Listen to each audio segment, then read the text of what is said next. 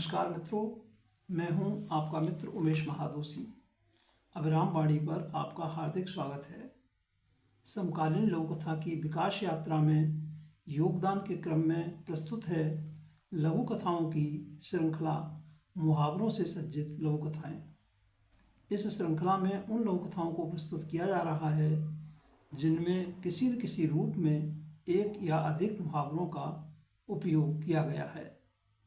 इस कार्यक्रम में प्रत्येक रविवार को एक या दो लघु कथाएँ प्रस्तुत की जा रही हैं। नई पीढ़ी की लघु कथाएँ कार्यक्रम के स्थान पर मुहावरों से सज्जित लघु कथाएँ कार्यक्रम अगली सूचना तक जारी रहेगा।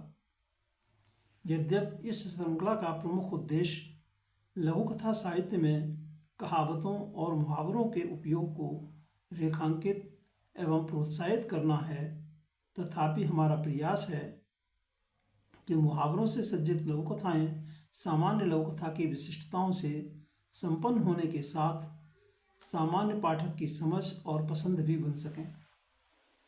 तो प्रस्तुत है मुहावरों से सज्जित लघु कथाएँ कार्यक्रम की आज की प्रस्तुति। आज की प्रस्तुति में शामिल हैं दो लघु कथाएँ श्री राम मूरत राही जी की प्रतिप्रश्न एवं सुश्री शगुफ्ता यास्मीन काजी जी की लघु कथा खोटा सिक्का। दोनों लघु कथाओं का वाचन उमेश महादोशी यानी मेरे द्वारा किया जा रहा है।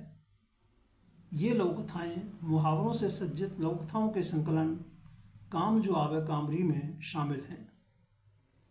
तो पहले प्रस्तुत है श्री राम मूरत राही जी की लघु कथा प्रतिप्रश्न।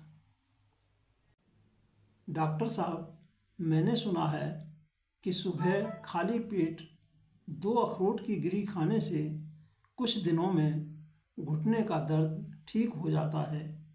क्या ये सच है? क्लिनिक पर आए मरीज ने पूछा। नहीं, ये सच नहीं है, बकवास है। तुम ये दवा लेना और जो अभी मैंने तुम्हें एक्सरसाइज बताई है वो करना। 15 दिन बाद फिर आना। जी डॉक्टर साहब। मरीज के जाने के बाद डॉक्टर के पास ही बैठे उनके युवा पुत्र ने, जो किसी काम से उनसे मिलने आया था, पूछा, पापा, आप तो अपने घुटने का दर्द दूर करने के लिए रोज़ाना सुबह अखरोट खाते हैं, जिससे आपको फ़ायदा भी है। फिर उस पेशेंट से आपने झूठ क्यों बोला? बेटा, तो क्या मैं सच बोलकर अपने ही पेट पर लात मार लेता? यह थी श्री राम मूरत राही जी की लघु कथा प्रतिप्रश्न। और अब प्रस्तुत है सुश्री शगुफ्ता यास्मीन काजी जी की लघु कथा खोटा सिक्का। एक विशेष जाति में अब भी दहेज एवं हुंडा प्रथा जीवित है। वर की शिक्षा, वेतन आदि को देखते हुए हुंडे की रकम, सोना चांदी के आभूषण एवं दहेज का सामान दिया जाना तय किया जाता है। समीर सुंदर, होनहार, शिक्षित, संस्कारी IT कंपनी में उच्च पद पर आसीन था। अच्छा वेतन पैकेज, फ्लैट एवं कार आदि अन्य सुविधाएं भी उसे उपलब्ध थीं। समीर के माता पिता ने उसके लिए वधू की तलाश शुरू की। हर बार कुंडली मिलाते समय कुछ न कुछ दोष निकल ही आता। 1.5 साल यूं ही निकल गया। आखिर एक कन्या से समीर की कुंडली मिल ही गई। वर वधू पक्ष बैठकर आपस में विवाह की तैयारी की चर्चा करने लगे।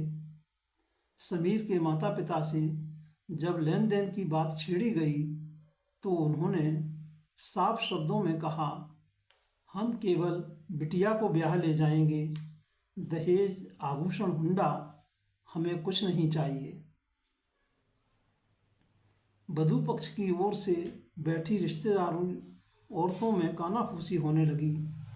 अरे, जब लड़का इतना पढ़ा लिखा, अच्छी नौकरी, घर गाड़ी वाला है, तो फिर दहेज हुंडा लेने को काहे को मना कर रहे हैं? लगता है खोटा सिक्का है। ऐसी जगह क्यों कर कन्या ब्याहें? कन्या के माता पिता के माथे पर पड़े बल उनकी निर्णय की डगमगाहट को बयां कर रहे थे। समीर की माताजी के कानों में खोटा सिक्का शब्द तीर की तरह चुभ रहा था।